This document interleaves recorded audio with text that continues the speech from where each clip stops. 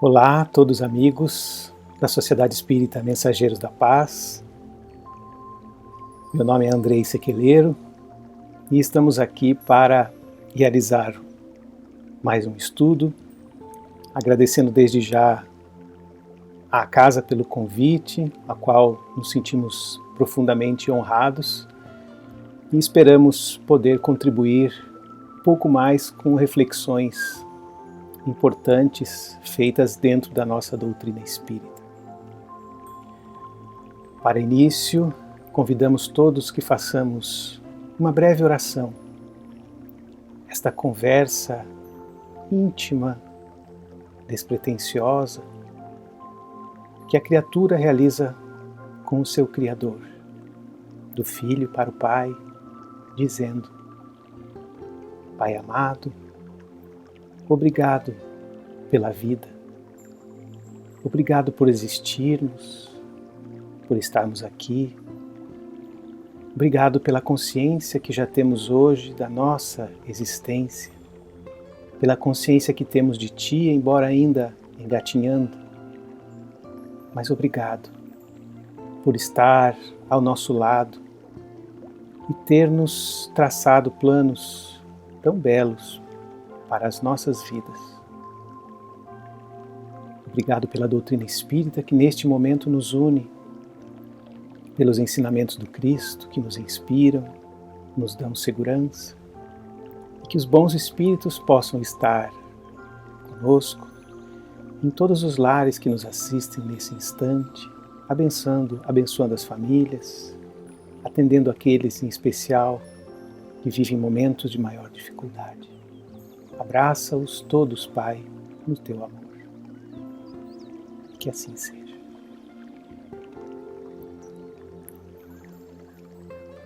A reflexão que nós trazemos hoje inicia com uma pergunta que espero podermos responder com propriedade ao longo desse tempo que estaremos juntos, uma vez que a doutrina espírita nos ensina a compreender melhor a dor, o sofrimento. O que é que sofremos?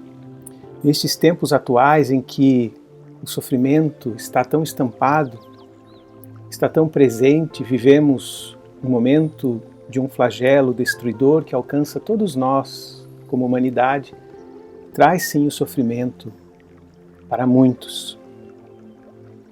Por que sofrer?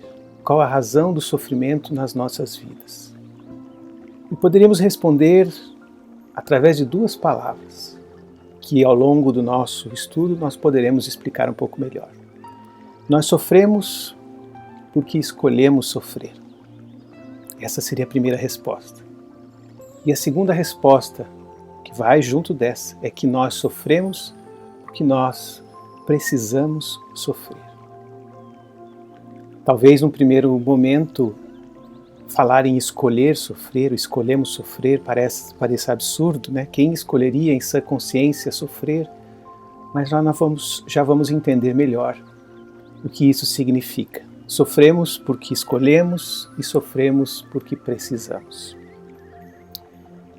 E eu gostaria de compartilhar com vocês uma imagem neste momento em que todos estamos enxergando este rio. Imaginemos este grande rio de dimensões, por vezes incompreensíveis para nós, no qual todos nós estamos inseridos como navegantes, e este rio está nos levando lá à frente ao mar. Imaginemos que a nossa existência como espíritos, desde o momento que fomos criados e partimos lá da nascente nesse rio, esta analogia, imaginemos que cada um de nós está navegando por estas águas. Mas essas águas têm algumas características. Aqui está mais uma imagem do rio. Então nós todos somos viajores deste grande rio que nos leva ao mar. O primeiro aspecto a abordar nessa analogia é que esse rio tem uma correnteza. Ela é uma correnteza muito suave, talvez até imperceptível para nós, mas é uma correnteza constante e que leva as águas da nascente até o mar inevitavelmente. Ninguém pode mover essa correnteza, ninguém pode parar essa correnteza, ninguém pode alterar o curso deste rio. Assim é a nossa evolução, assim é a lei do progresso. A partir do momento que saímos da nascente das nossas existências espirituais, estamos fadados a chegar no mar da perfeição, no mar da felicidade. E essa corrente bem suave é justamente a lei do progresso, nos empurrando sempre para frente, mesmo quando nós não queremos. Dentro deste rio, nós temos algumas situações que podem acontecer. Vamos imaginar que seria impossível você estar navegando, você está num ponto determinado deste rio e querer voltar. A doutrina espírita nos mostra que não é possível que o espírito retrograde, que ele volte atrás na sua evolução. Mas é possível sim que ele pare. Como que nós fazemos então num rio que tem uma correnteza, que nos leva sempre no mesmo sentido? Como fazemos para parar? Ora, basta você, dentro do seu barco, fazer uma força contrária a essa correnteza e você vai simplesmente permanecer parado enquanto você estiver fazendo esta força contrária. Mas lembrando que ela é sempre uma força contrária ao fluxo normal deste rio. E assim muitos de nós permanecemos por longos tempos, décadas, séculos, parados na nossa evolução. Não queremos continuar no caminho desse rio por vontade própria.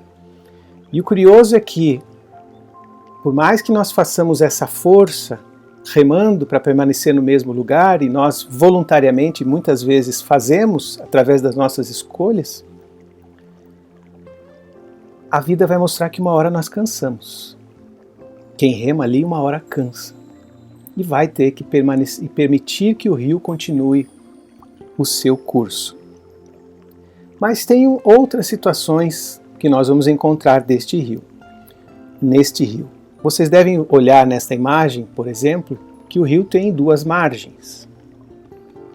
E imaginemos que nas margens desses rios existam plantas, árvores. E essas árvores, muitas delas têm galhos assim, pontudos, colocados na direção do rio. São galhos que se projetam das árvores para dentro dos rios, como se fossem verdadeiras garras.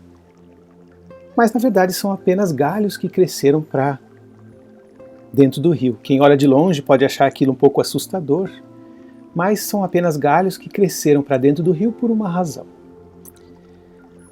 Outra opção que nós podemos ter ao longo deste caminho do rio é querer sair do rio, querer sair do seu curso, não só parar, mas querer ir em direção às margens para desistir.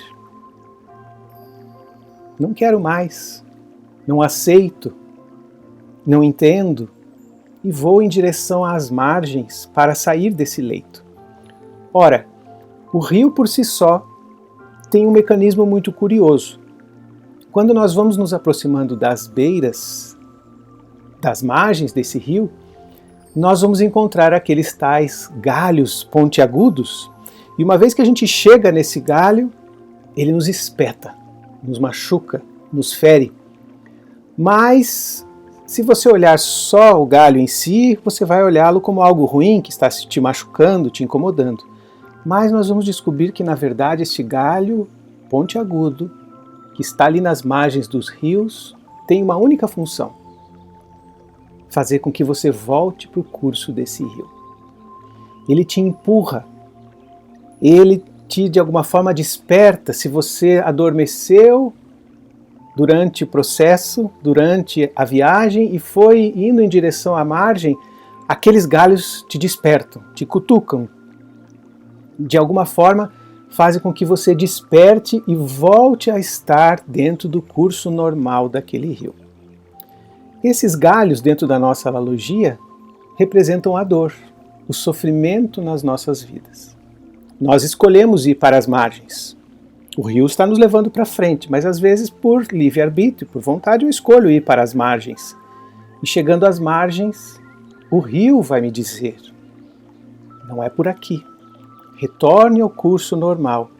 E para isso ele vai ter alguns artifícios. E esses artifícios são esses galhos, que nos cutucam, que podem até nos ferir, mas com o objetivo de nos fazer voltar ao centro do rio, ao centro do curso. Eles não têm o objetivo de nos ferir, de nos machucar, de nos fazer mal. Volto a dizer, quem olha só para a margem e que olha esses galhos, eles parecem feios, eles parecem como essas garras que estão ali para fazer mal a quem chegue perto da margem, mas não.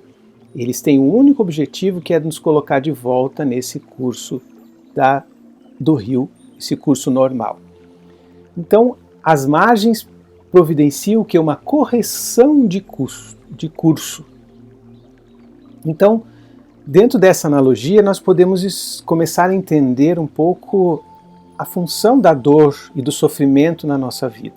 E quando a gente fala que a gente escolhe a dor, escolhe o sofrimento, parece estranho, mas escolhemos sim, porque a vida nos dá limites, a vida nos dá um curso, a vida nos dá leis. Uma vez que nós queiramos sair disso, nós queiramos infringir essas leis, ou sair do curso do rio que está nos querendo fazer um bem, lembrem que o bem maior é chegada no mar, esse mecanismo que é o sofrimento é ativado para nos fazer o quê? Retornar ao curso normal deste rio. E é por isso que, dentro da doutrina espírita, nós vamos ter um grande estudo a respeito das aflições, das dores na nossa vida. E curiosamente, o capítulo Bem-aventurados os aflitos, que é o capítulo 5 de O Evangelho segundo o Espiritismo, é o capítulo mais longo do Evangelho. Porque tem mais nuances, mais questões para trabalhar nas nossas vidas, justamente dentro da temática das aflições. E aí nós começamos a entender melhor quando os Espíritos vêm falar das vicissitudes da nossa vida, das aflições da nossa vida, dizendo que elas, de duas espécies, são as vicissitudes da vida, ou se preferirem, promanam de duas fontes bem diferentes, que importa distinguir. Umas têm sua causa na vida presente, outras fora dessa vida. Então a doutrina deixa bem claro que os sofrimentos que nos alcançam têm duas fontes principais. Aqueles que têm causa nessa vida presente e outros que têm causa fora desta vida. Quando a gente fala fora dessa vida, a gente está falando da vida anterior ao nosso nascimento, as vidas, as existências que nós tivemos. Porque dentro da lei de causa e efeito, tudo que nós plantamos, nós vamos colher. Tudo que nós fazemos gera consequências. E aí a gente começa a enxergar um pouco a função dos galhos na beira deste rio. E nós vamos perceber que, dentro das chamadas causas atuais, dos males, das aflições, reconhecer-se-á que muitos são consequência natural do caráter e do proceder dos que o suportam. E aqui os Espíritos nos lembram algumas questões muito próprias nossas, a nossa imprevidência, o nosso orgulho e a nossa ambição, que fazem com que naturalmente eu seja encaminhado para uma situação de dor e de sofrimento. E em o livro O Evangelho segundo o Espiritismo, os Espíritos vão detalhar, dizendo assim: quantos homens caem por sua própria culpa? Quantos são vítimas da sua imprevidência, de seu orgulho e de sua ambição? Então eles nos mostram aqui que a maioria dos sofrimentos que nós temos na vida atual tem as suas causas aqui mesmo, por escolhas que nós mesmos fizemos e que dentro da lei do curso do rio nos levaram a este momento de sofrimento. Isso é, nós, por livre e espontânea vontade, tomamos caminhos que nos trazem consequências negativas e a própria vida vai nos encaminhar para o curso, para que a gente aprenda e que a gente entenda que o curso do rio é para frente, não para os lados e nem para trás. Então, quantos de nós caímos por nossa própria culpa? Pelas nossas ações, pela nossa forma de ser? Vejam que os Espíritos colocam aqui,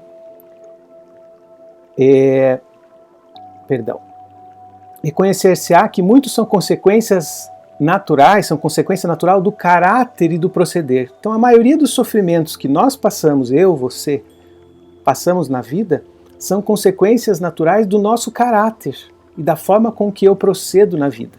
A grande maioria, não achemos que os sofrimentos que nos alcançam, a maioria deles está ligada a problemas de outras vidas. Não. A maioria deles está ligada e tem como consequência o nosso caráter e nossa forma de proceder. Através dos excessos que nós cometemos, através das infrações que nós cometemos para com as leis, que nos dão naturais consequências. E os Espíritos, lá no Evangelho, no capítulo 5, vão dar alguns detalhes disso. Eles falam assim: quantos se arruinam por falta de ordem, de perseverança, pelo mal proceder ou por não terem sabido limitar seus desejos. O que diz respeito aqui à ruína financeira, né? Quantos de nós nos arruinamos por conta própria, pelas escolhas que nós fizemos, as escolhas erradas, por falta de perseverança, por falta de ordem, de organização e por não termos limitado os nossos desejos, por termos nos permitido nos exceder. Isso naturalmente nos traz consequências negativas. Então nós vamos perceber que o sofrimento muitas vezes é buscado por nós, talvez não conscientemente, mas nós vamos atrás dele por livre e espontânea vontade. Quantas uniões desgraçadas, porque resultaram de um cálculo de interesses ou de vaidade, e nas quais o coração não tomou parte alguma. Quantos de nós têm casamentos complicados, de sofrimento, de dificuldades em função de termos feito escolhas apressadas, por termos nos unido ao outro ser simplesmente por interesses às vezes na área da sensualidade, interesses na área econômica ainda, isso acontece, e nos quais o coração não tomou parte. Aquilo que seria mais importante não foi levado em conta. Então, naturalmente, aquela minha escolha me levou a consequências negativas que vão me levar a sofrimento. Vejam que a vida mesmo tem naturalmente isso. E isso faz com que eu entenda, eu sofra, e eu entenda que aquele não é um caminho bom para mim, e naturalmente eu não busque mais aquele próprio caminho, volte para o curso normal do rio. Quantas dissensões e funestas disputas se teriam evitado com um pouco de moderação e menos suscetibilidade? Olha que interessante isso aqui, né? Quantas dissensões, brigas, revoltas, aquelas que no momento de desatino a pessoa comete um crime, né? Quantas dessas teriam sido evitadas com um pouco mais de moderação? Se você tivesse contado até 10, se você tivesse feito uma oração, se você tivesse pensado melhor, não agido ali por simples reflexo, né? E menos suscetibilidade. A suscetibilidade é aquele melindre, né? Que faz com que eu ache que todos estão contra mim, com que eu escute as coisas sobre um prisma negativo, de que eu ache que a pessoa está querendo me fazer mal, que o mundo está querendo me fazer mal. Isso é um excesso de suscetibilidade. Por isso que esse o termo que se usa para os melindres, né? Você é suscetível demais, você é sensível demais, no sentido ruim da sensibilidade aí no caso, de você se deixar afetar facilmente por aquilo que aparentemente é um mal para você, que alguém está fazendo, e não é, você enxerga assim. Quantas doenças e enfermidades decorrem da intemperança e dos excessos de todo gênero? Então nós não podemos atribuir, por exemplo, o Criador, no sentido daquela ideia que a gente tem de Deus manda o sofrimento para você porque você fez alguma coisa errada e Ele então manda um sofrimento para você. Não, os sofrimentos, as aflições estão dentro das leis divinas. Então, se, por exemplo, você não se cuida no que diz respeito ao seu corpo físico, se você comete excessos na área da alimentação, dos vícios, você traz para dentro do teu corpo desequilíbrios e naturalmente o teu corpo vai adoecer, vai diminuir os seus anos de vida, seus anos de existência, vai de alguma forma ter problemas no seu funcionamento pelos excessos que você mesmo causou. Então a gente vai começar a entender na nossa vida e analisar que a maioria das causas das nossas aflições são a de agora. São causas que remontam a escolhas que eu fiz, que eu estou fazendo. Eu escolhi, por exemplo, guardar uma mágoa por muito tempo. E isso naturalmente me traz um sofrimento. Aquele ser que guarda a mágoa está em constante sofrimento. Então, são escolhas que nós fazemos. Poxa, mas você está dizendo que alguém nos machuca, alguém me faz um mal, e eu escolho guardar mágoa. Isso não é uma coisa natural, no qual eu tenho direito? Nós vamos perceber que não necessariamente. Alguém pode nos fazer um mal e eu posso entender perfeitamente que aquela pessoa me fez o mal, ela está doente, ela está em dificuldade e eu posso permitir que aquele mal não me alcance. Ou se me fez um mal no momento, ele vai me ferir, vai me machucar, mas eu, por livre e espontânea escolha, posso dizer assim, eu não quero continuar cultivando esse mal dentro de mim. Então, eu deixo de odiar o outro, eu inicio um processo de perdoar, porque eu não quero permanecer com aquele mal dentro de mim. A pessoa sim faz um mal para você, mas a opção por guardar este mal, guardar esses sentimentos por anos, décadas, séculos, é de cada um de nós. Nós temos capacidade de dar um basta a isso. E quanto mais tempo eu carrego comigo o ódio, a mágoa, o ressentimento, naturalmente eu estou levando comigo sofrimento. Estou carregando um peso que não necessariamente eu precisava estar carregando. Então é dentro desse sentido essas causas atuais das aflições. E o Espírito, antes de falar do Emmanuel, que vai trazer um texto belíssimo, falar de título Examina a própria aflição, Kardec vai dizer assim, que o homem é quase sempre o obreiro da sua própria infelicidade. Olha aí a mesma ideia, né? Eu sou quase sempre o causador da minha própria infelicidade. Nós que nos levamos a momentos a uma vida infeliz. Quase sempre. Praticando a lei de Deus, a muitos males se forrará. Então, se eu praticar a lei de Deus, a lei do amor, que resume toda a lei de Deus, eu vou evitar muitos males. E proporcionarei a mim mesmo a felicidade tão grande quanto comporte a sua existência grosseira.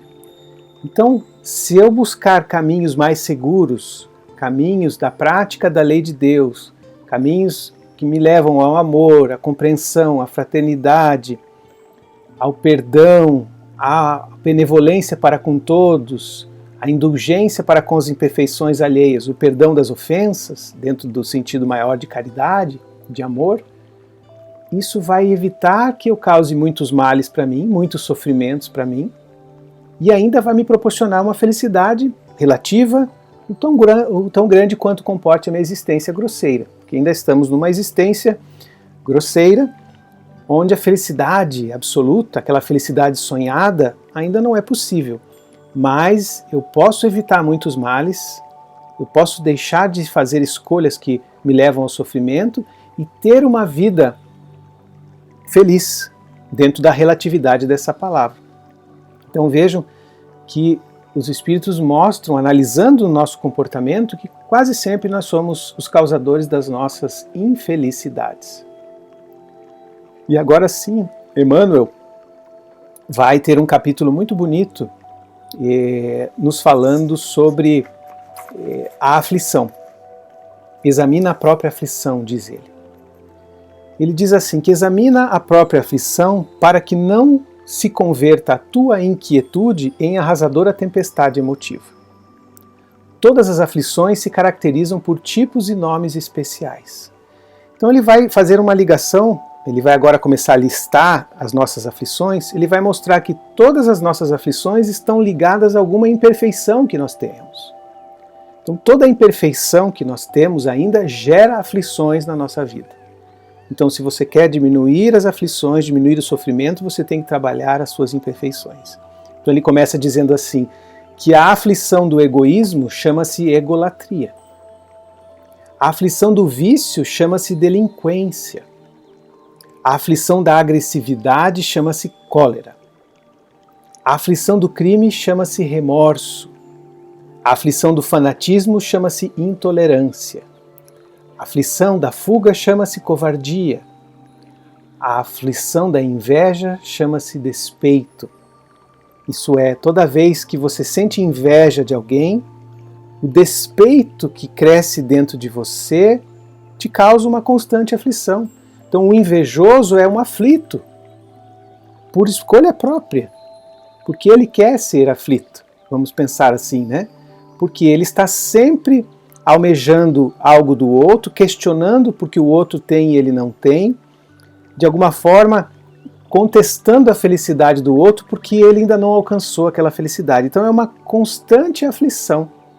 Então, para que você deixe de sentir essa aflição do despeito, basta você trabalhar a inveja dentro de você. A aflição da leviandade chama-se insensatez. A aflição da indisciplina chama-se desordem. Então, a pessoa indisciplinada vive em constante desordem na sua vida. E a própria indisciplina cria situações para a sua vida que te colocam em constante aflição. Então a pessoa indisciplinada é aquela que nunca consegue chegar no horário, nos compromissos, não guarda as coisas no lugar que deveria guardar, guarda cada vez no lugar, tem a casa desarrumada. E que aflição vive essa pessoa?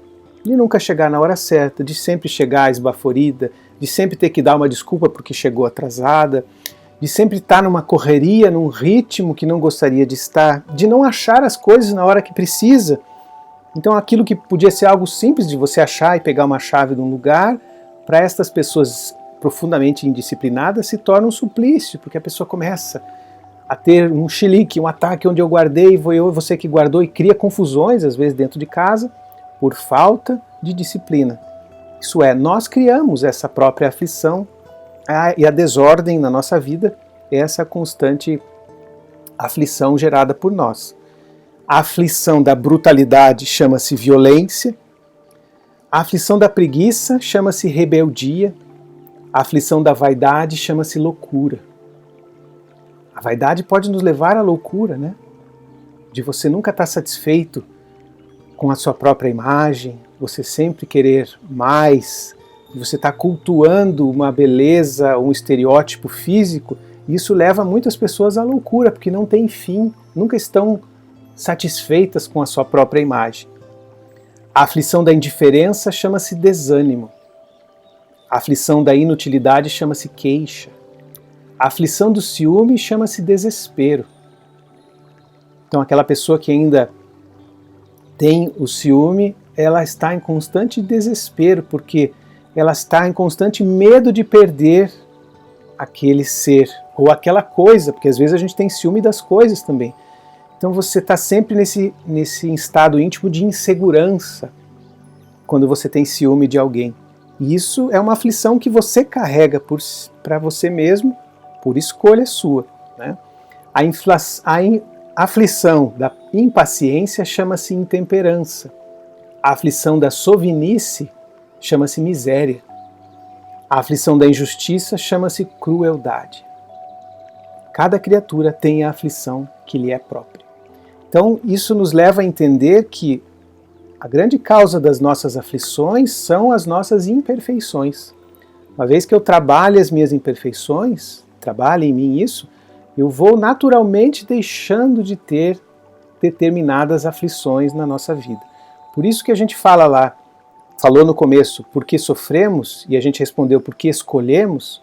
Os caminhos, as escolhas que a gente faz O fato de permanecermos mais tempo sem trabalhar as nossas imperfeições, num comodismo, e não ir para frente, não ir adiante, isso faz com que a gente prolongue a aflição nas nossas vidas, crie sofrimentos que não necessariamente você precisaria criar. É interessante isso, né? Dentro do processo de evolução do ser ao longo das vidas, a dor é um processo, digamos assim, natural. Ela acontece naturalmente. Mas existem certos sofrimentos que nós não precisaríamos passar. Que nós escolhemos passar por fragilidades nossas, mas nós não precisaríamos passar. Poderíamos ter aprendido aquilo de outra forma. Então, vou dar um exemplo bem simples, né?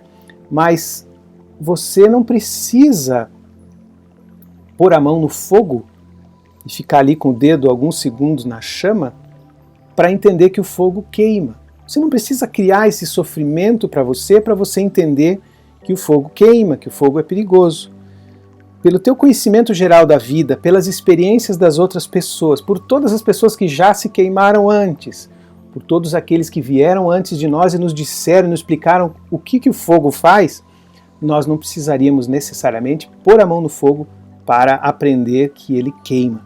Então, um exemplo simples, mas para entender que nós podemos tomar decisões melhores na nossa vida e não só essas decisões que têm nos levado à dor e ao sofrimento. E além das causas anteriores, além das causas atuais, que são as causas que estão nesta encarnação, nós vamos ter as causas anteriores, que é quando a gente não encontra aqui, no momento atual, a razão de eu estar com aquele tipo de sofrimento. Vou lhes dar um exemplo. As pessoas que nascem com determinadas deformidades, algumas doenças congênitas, que fazem com que você já tenha uma complicação de saúde que vai te levar a uma vida muito mais difícil que a pessoa ao seu lado, por você ter aquilo. Vai te levar a situações de sofrimento que você fala assim, poxa, mas a criança não fez nada, não deu tempo dela plantar nada para estar colhendo isso, né? Então aí nós vamos ter que olhar, como nós entendemos uma justiça divina, nós vamos ter que perceber que se essa causa não está agora, ela está antes. Então aqui Kardec vai explicar: todavia, por virtude do axioma segundo o qual todo efeito tem uma causa, todo efeito vai ter sempre uma causa. Tais misérias são efeitos que hão de ter uma causa, e desde que se admita um Deus justo, é um pressuposto fundamental, essa causa também há de ser justa. Ora, o efeito procedendo sempre à causa, se esta não se encontra na vida atual, há de ser anterior a essa vida. Isso é, há de estar numa existência precedente. Algumas das situações que nós passamos, alguns dos sofrimentos que estão na nossa vida, sim, têm causas anteriores. Mas, mesmo tendo causas anteriores, eles ainda estão dentro desta lei geral de causa e efeito. Se não é algo que eu plantei agora, e já estou colhendo, conforme a gente lembrou aqui das aflições, isso é, você planta certas coisas, você colhe na hora, foi um plantio anterior. Então o fato, muitas vezes, de eu ter nascido com uma determinada condição de saúde que me impede de fazer várias coisas, eu vim com isso dentro de mim, nós vamos ver muitas vezes numa causa anterior atitudes nossas que prejudicaram aquele órgão específico, nós de alguma forma prejudicamos o nosso corpo, nós de alguma forma desequilibramos o nosso perispírito, e esse perispírito, como modelo organizador biológico, quando vai formar um novo corpo, ele vai formar um corpo com desequilíbrio naquela determinada área. Então nós vemos muitas vezes as consequências do suicídio, quando aqueles que se suicidaram por essa ou aquela forma trazem numa vida seguinte profundas marcas em determinada área.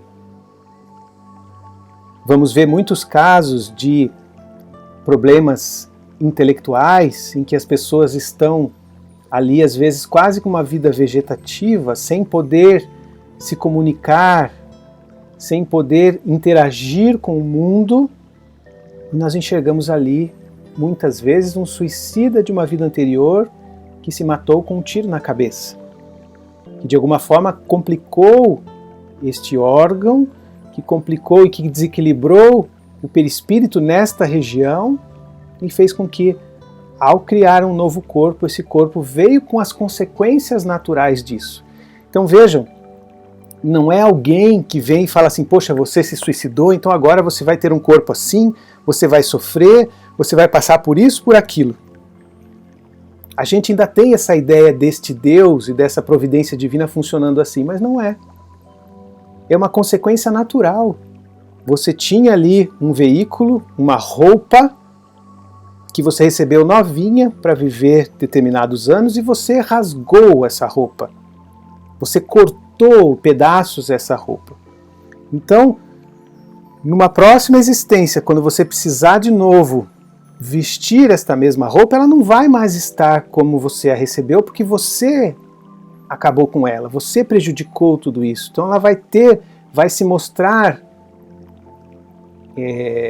rota, vai se mostrar prejudicada em alguma área. Então é natural consequência dos nossos atos, só que agora atos num passado mais remoto.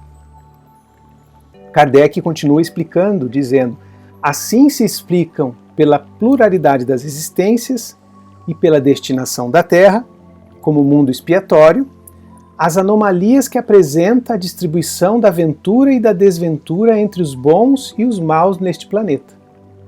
Então aí a gente começa a entender as anomalias que nós temos, porque pessoas nascem em berços esplêndidos, a distribuição da ventura, e outras nascem em locais que parecem que estão fadados a não dar certo, fadados a terem problemas em várias áreas, porque nasceram ali numa comunidade, nasceram ali num lar que não vai lhes propiciar aquilo que ela deseja para crescer, mas vai propiciar o que ela precisa. Então, nós vamos por escolhas que ela mesma fez. Então, essa distribuição de ventura e desventura na Terra, que muitas vezes nos impressiona, se explica através das causas anteriores das aflições. Semelhante anomalia, contudo, só existe na aparência, olha só, porque considerada tão só do ponto de vista da vida presente. Aquele que se elevar pelo pensamento, de maneira a aprender toda uma série de existências, esse é um exercício que a gente tem que fazer, e se a gente olhar nas obras espíritas, nos romances, sempre é provocado esse tipo de análise, isso é, você olha a tua vida de cima e você não analisa uma existência só, você começa a entender quais foram os caminhos tomados por você que te levaram àquilo, quais foram os caminhos tomados por aquelas pessoas que estão à sua volta que levaram a ser assim com você. Por que aquele fulano de tal guarda um ódio, uma implicância tão grande por você? Então você vê de cima uma série de existências e você fala assim, poxa, eu plantei isso lá atrás. Eu, de alguma forma, alimentei esse desequilíbrio, eu alimentei esse amor desesperado, né, esse desejo desequilibrado, eu alimentei isso lá atrás. E agora eu criei um laço com essa pessoa, um laço de dependência, um laço vicioso, e ela está aqui agora fazendo parte do sofrimento da minha vida. Então é algo que eu semeei lá atrás e que hoje eu vejo como estou colhendo isso. E hoje estou aqui para resolver. A expiação é isso, é resolver as pendências lá de trás. É quitar as nossas dívidas, é nos acertar com a lei, não é nada mais, nada menos do que isso. Não é um sofrimento que a gente recebe por vingança divina, não. É você resolver as tuas próprias encrencas, os teus próprios problemas. Então, aquele que se elevar, volto a ler aqui para frisar, pelo pensamento, de maneira a aprender toda uma série de existências, verá que a cada um é atribuída a parte que lhe compete. Você está recebendo aquilo que lhe compete, sem prejuízo da que lhe tocará no mundo dos espíritos, e verá que a justiça de Deus nunca se interrompe.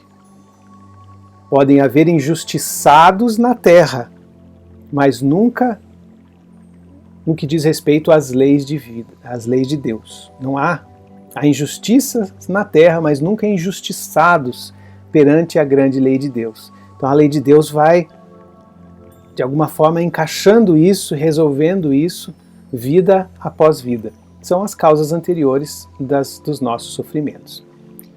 E lá no começo nós falamos também que porque precisamos, porque escolhemos, né? A gente vai entender que a gente precisa para aprender a entender que não é por ali que eu devo caminhar, é por aqui. E dentro das escolhas nós temos um outro tipo de escolha. Olha só o que o Kardec nos coloca. Não há crer, no entanto, que todo sofrimento suportado neste mundo denote a existência de uma determinada falta. Então, nem todo sofrimento que a gente passa denota uma existência de uma falta. Não necessariamente eu estou sofrendo aqui por uma falta que eu cometi lá no passado. Que situações são essas? Muitas vezes são simples provas buscadas pelo espírito para concluir a sua depuração e ativar o seu progresso. São provas buscadas pelo espírito. Você está dizendo então que a gente busca provas que nos colocam em situações de aflição, de sofrimento? Sim. Mas quem em sã consciência vai escolher esse tipo de coisa? Você, eu, nós escolhemos. Uma vez que no mundo espiritual nós entendemos os verdadeiros objetivos da encarnação, nós entendemos o quanto é importante cada vida, quanto é importante eu resolver as minhas questões, nós voluntariamente pedimos para vir numa situação, por exemplo, de miséria social, para eu nascer em determinado lar, no qual eu vou estar exposto a esse ou aquele problema, porque isso faz com que a gente cresça, com que a gente se depure, que a gente ative o nosso progresso mais rapidamente. Então os espíritos, conforme vão se esclarecendo, dentro do seu planejamento reencarnatório, escolhem determinadas situações, escolhem determinadas provas, muitas vezes difíceis, para resolverem suas questões, para se quitarem as suas dívidas de uma vez só, muitas vezes, ou muitas vezes para desenvolverem determinadas virtudes. Dentro daquela ideia do rio, né, da analogia do rio, esse tipo de dor representa o esforço do remo para se adiantar, porque a gente está, lembrando que nós comentamos no rio, você está numa correnteza constante, que naturalmente está te levando para lá. Existem muitos que querem voltar e ficam ali travados no mesmo lugar. Mas você também voluntariamente pode acelerar esse processo. Você pode remar para você ir mais rápido do que a própria correnteza do rio. E esse remar mais rápido exige o quê? Esforço, sacrifício. A gente sabe, né? O quanto é custoso você sair da inércia de estar parado e você colocar a mão na massa. Então, isso aí faz com que você vá para frente, se adiante, conquiste mais velocidade dentro desse processo do rio. E também as intempéries no caminho, que nos fazem mais fortes e melhores navegadores. Dentro deste curso, né, muitas coisas acontecem dentro do curso desse rio. Você vai ter grandes chuvas, você vai ter as enxurradas, você vai ter momentos em que você não vai enxergar um palmo à sua frente. São situações que o rio por si só tem, que visam o nosso adiantamento. Então a gente tem que entender todos os sofrimentos na nossa vida como propícios para a nossa evolução. Quando falamos de flagelos destruidores, que atingem às vezes a humanidade toda, como este que estamos vivendo agora, nós vamos ver justamente isso. O momento em que o rio está passando por mudanças, o rio está borbulhando, o rio está nos colocando numa situação de tempestade para justamente me fazer um melhor navegador, para fazer com que eu continue firme, para que eu continue no meu curso normal e me fortaleça cada vez mais. Então são essas escolhas que nós fazemos muitas vezes para que possamos nos depurar aí, né, como está colocado. Assim a expiação serve sempre de prova, mas nem sempre a prova é uma expiação. Nós estamos no mundo expostos a provas e às expiações. Toda expiação é uma prova, porque está nos fazendo crescer, nos fazendo evoluir.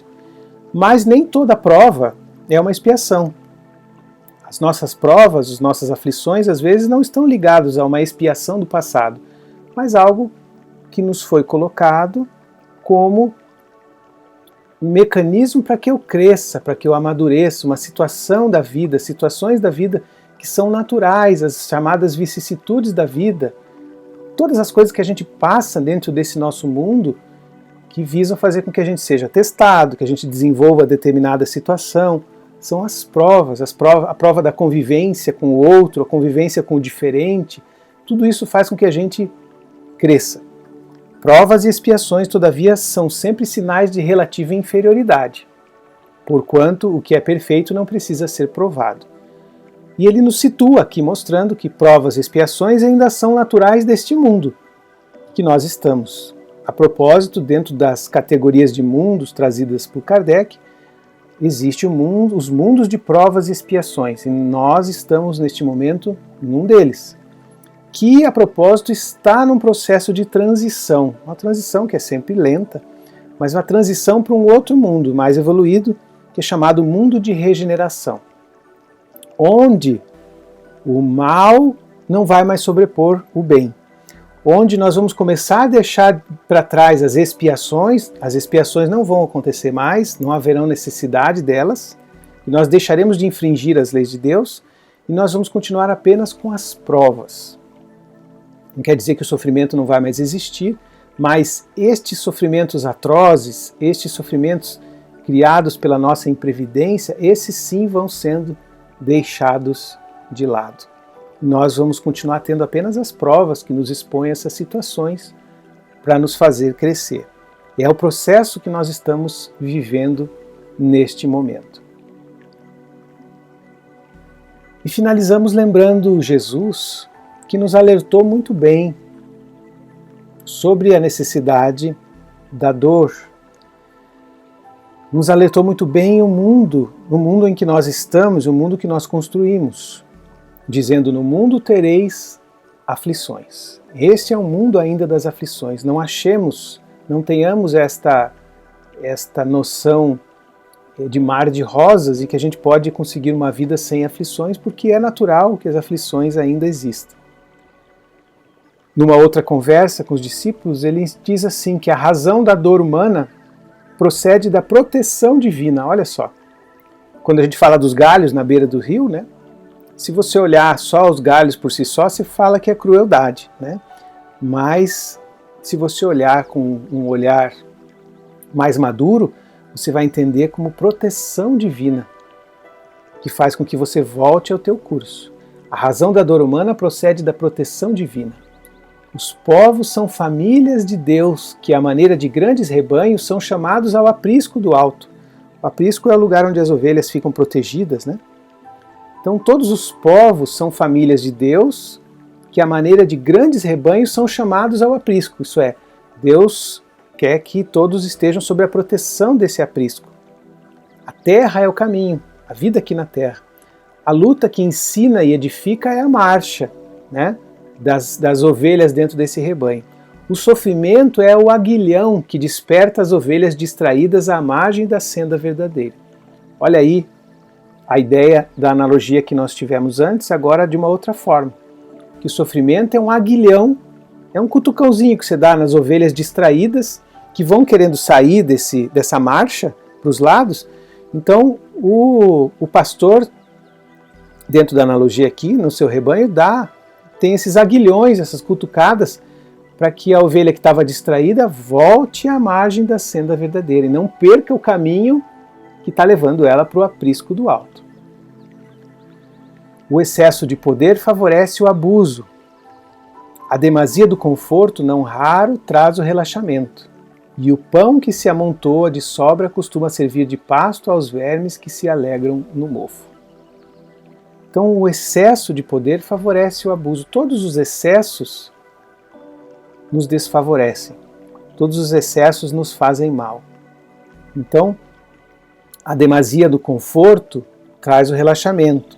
Então são coisas que evitam que a gente continue crescendo. Então, aqui mostrando que a lei tem esse mecanismo de nos regular. Toda vez que você vai para um excesso de algo, tanto mais como menos, a lei tem esses mecanismos de nos regular para que a gente volte ao estado natural de saúde, o estado natural de equilíbrio nas nossas vidas. E por fim, o espírito Leon Denis,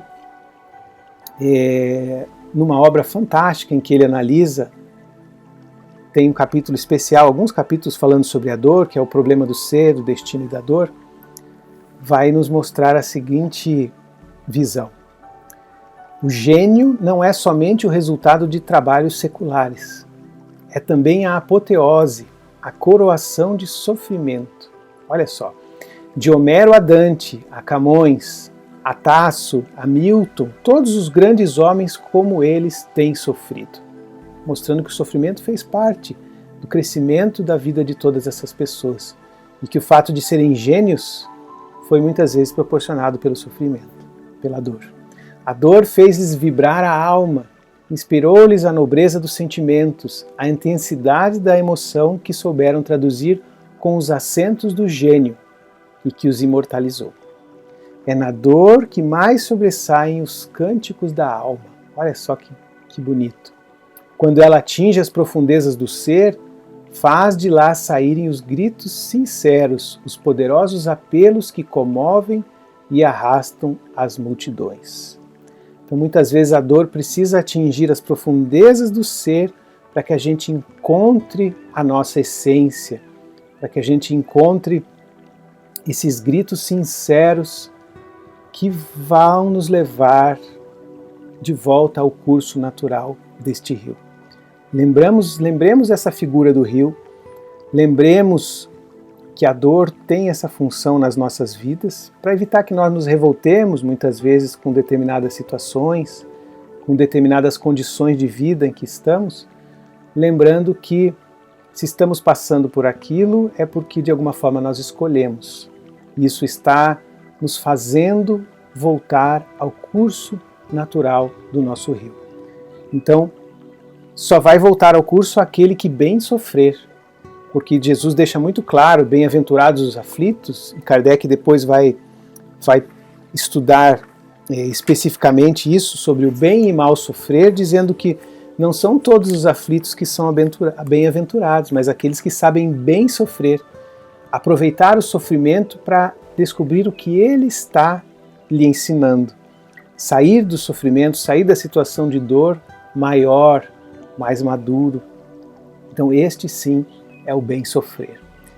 Que possamos todos aprender a bem sofrer. Que possamos tirar dos momentos de crise como este que estamos todos passando, oportunidades. Oportunidade de rever os meus valores, oportunidade de voltar para mim mesmo, para rever as minhas escolhas, para dizer o que eu quero para a minha vida e o que eu não quero mais. Este é o momento. De certa forma, o mundo que vivia tão acelerado deu uma desacelerada para nos ensinar a olhar para as nossas próprias vidas, analisar as nossas escolhas e, quem sabe, possamos todos sair disto fazendo escolhas melhores, muito mais amadurecidos, porque são os galhos na beira do rio que estão nos empurrando para o curso normal que vai nos levar, com toda certeza, ao grande mar azul que está logo ali. Basta que nós permaneçamos firmes, imbuídos de boa vontade e buscando esta felicidade. Agradecemos mais uma vez pelo convite, pela oportunidade de estarmos aqui com vocês. Não estamos ali naquela sala grande, da Casa Espírita, mas estamos unidos de alguma forma e isso é muito bom, poder estar aí participando da vida de cada um de vocês, entrando no lar de vocês desta forma. Agradeço muito mais uma vez a casa pelo convite, nos colocando sempre à disposição e desejando a todos muita paz.